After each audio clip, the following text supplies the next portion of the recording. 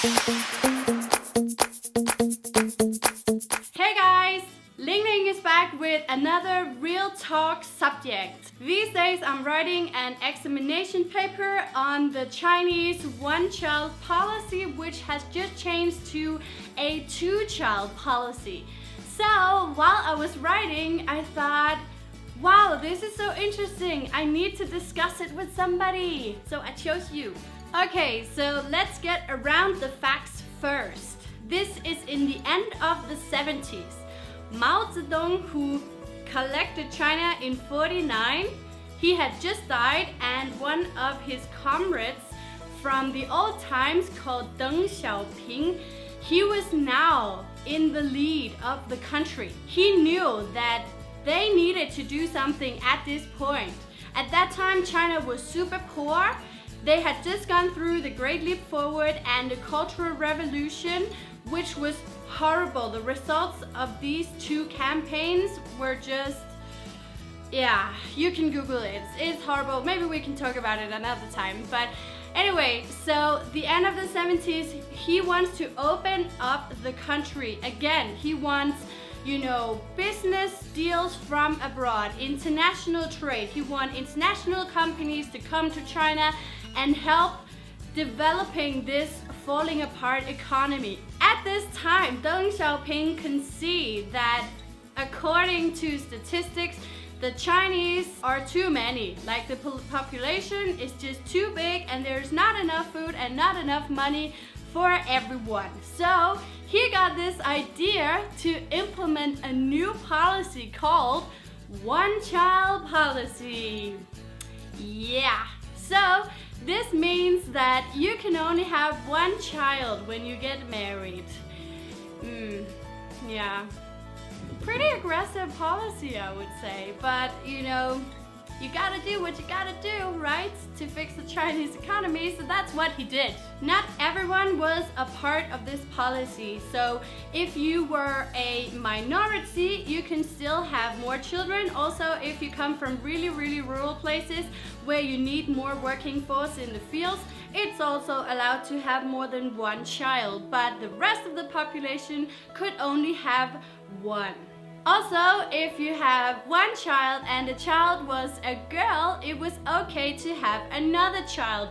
Why? Because in Chinese tradition, it's very important to have a boy, because the boy will carry on the family name. When Chinese people get married, they won't share the same last name. They will keep their own surname, but when they have a child, the child will have the father's surname. So the name will move on from the father's side, but it will die with the mother. It was very important to not kill the surname, so boys were preferred. Also in the fields, they were preferred because they could work harder, and people just thought that the boys were just more important than girls.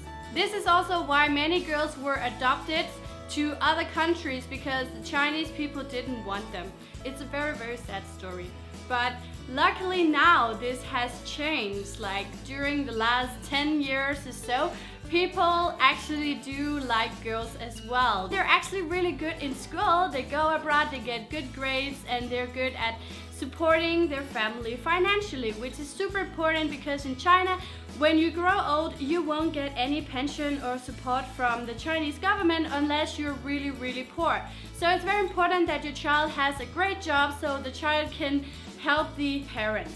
So what were the consequences of this one-child policy? Well, first, obviously, there were too many boys. At one time, in 2004, there were 100 girls for 121 boys. That's a very, very big difference.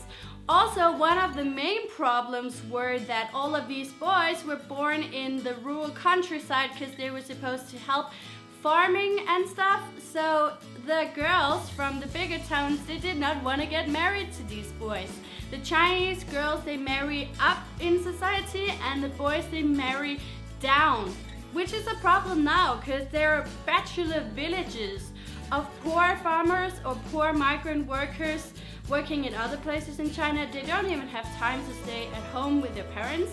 So they're working full-time all the time. These migrant workers are down here and the girls are working up here because they come from richer families. So now in 2015, the Chinese government said, okay, we need to quit this one-child policy and make it a two-child policy. So when the government is saying things like this, they kind of just hope that the whole population will change and be like, yay, we can have another child, let's have another child. The problem is just that it's so expensive. They cannot afford to have another child, especially if they're working in the bigger cities and the parents have low-paid jobs, or just in general, it's really expensive to have a child in China because they have to pay for everything and they want the child to go into the best schools, obviously, have the best education, go to extra lessons during weekends, learn English, learn to play piano, and then send them abroad. So if you suddenly have 2 children instead of 1, you have to save the double amount of money. Furthermore, you need to remember the parents are still there because people get older and older these days, especially when society is getting better. So the parents, 2 people, they have parents over here and parents over here, right? 4 grandparents. Furthermore, if they have 2 children, this is a lot of money if they have to support all these people, if they have to work and give all the money away, but also have time to spend with the grandparents and with the children. How is that even possible? Okay guys, so that was a little summarize of a very big topic. So please let me know what you think in the comments below. What do you think the future will be like for the Chinese people? Do you think they will be able to afford to have more children? Or do you think that the government can actually force the people into doing these things again like they did so many years ago? Is it possible in these days in the modern society where you have internet and you know more things?